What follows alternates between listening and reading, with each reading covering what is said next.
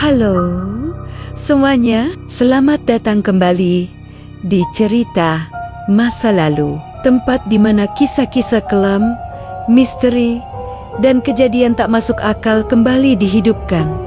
Malam ini, aku akan membawa kalian ke sebuah kisah yang terjadi di malam yang dipercaya sebagai malam penuh mistis. Malam Jumat Kliwon, malam di mana batas antara dunia manusia dan makhluk halus diyakini menjadi sangat tipis. Duduk yang tenang, matikan lampu, dan siapkan diri kalian untuk mendengarkan kisah nyata yang berjudul Jumat Kliwon. Cerita ini terjadi di sebuah desa kecil di Jawa Tengah. Seorang pemuda bernama Raffi baru saja kembali dari perantauan. Ia pulang ke rumah neneknya untuk beristirahat dan menenangkan diri setelah gagal dalam pekerjaannya di kota. Namun, saat ia tiba, suasana desa terasa berbeda. Sunyi, dingin, dan seolah ada sesuatu yang mengawasi dari kegelapan malam. Neneknya sempat berpesan, "Le, kalau malam Jumat Kliwon, jangan keluar rumah ya. Tutup semua jendela sebelum jam 9. Raffi hanya tertawa kecil. Nek, itu kan cuma mitos.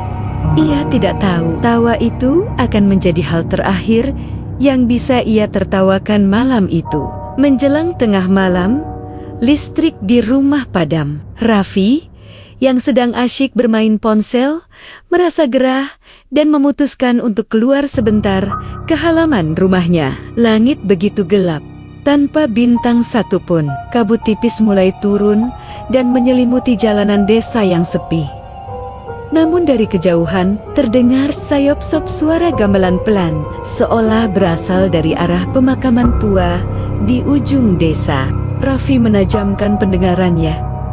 Aneh sekali, pikirnya, siapa yang menabuh gamelan di tengah malam seperti ini? Alunan nada itu semakin jelas terdengar. Rasa penasarannya mengalahkan rasa takut. Ia pun mulai melangkah, mengikuti arah sumber suara itu. Langkah demi langkah, semakin ia mendekat, aroma kemenyan yang menyengat mulai tercium kuat.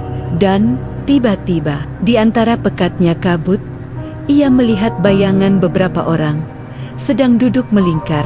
Mereka memakai kain serba putih. Wajah mereka tertunduk dan tertutup, dan di tengah lingkaran itu berdiri sosok tinggi besar berwarna hitam dengan mata yang menyala merah terang. Sosok hitam itu menatap langsung ke arah Raffi. Seketika, tubuh Raffi membeku. Ia tidak bisa bergerak sama sekali. Hatinya berteriak menyuruhnya untuk lari, tapi kakinya terasa seperti terpaku di tanah. Salah satu sosok putih itu tiba-tiba berbisik dengan suara yang menusuk tulang. "Dia melihat kita." Dan seketika, semua kepala serentak mengarah ke Raffi. Suara gamelan langsung berhenti. Hening, suasana menjadi begitu mencekam. Kemudian, terdengar suara tawa yang berat dan menggema. "Hehehe, manusia sudah melanggar malam kami." Raffi berlari sekengkeng-kengkengnya ke arah rumah. Tapi di setiap langkah, ia merasa seperti ada yang mengikuti tepat di belakangnya.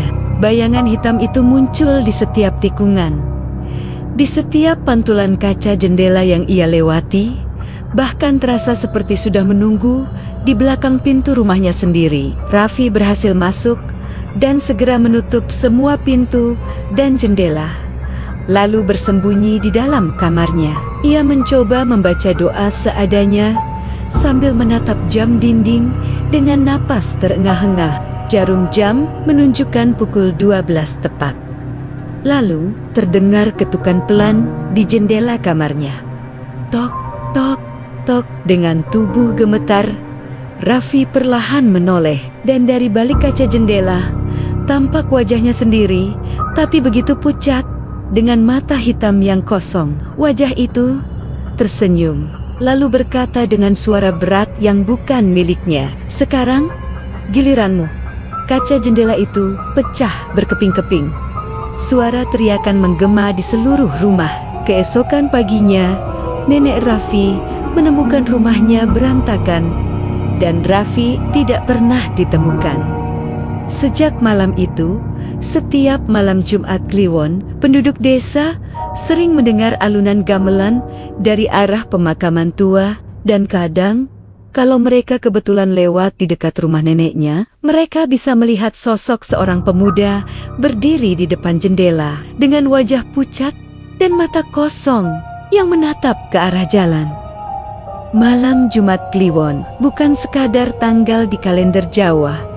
Bagi sebagian orang, itu adalah malam di mana yang hidup dan yang mati bisa saling menyapa. Dan kalau kau mendengar suara gamelan di tengah malam, jangan pernah mencoba mencari asal suaranya. Terima kasih sudah mendengarkan cerita masa lalu. Kalau kamu suka kisah ini, jangan lupa subscribe, like, dan bagikan ke temanmu agar mereka juga tahu bahwa di balik malam Jumat Kliwon ada sesuatu yang menunggu. Sampai jumpa di kisah berikutnya. Selamat malam dan semoga kamu bisa tidur dengan tenang.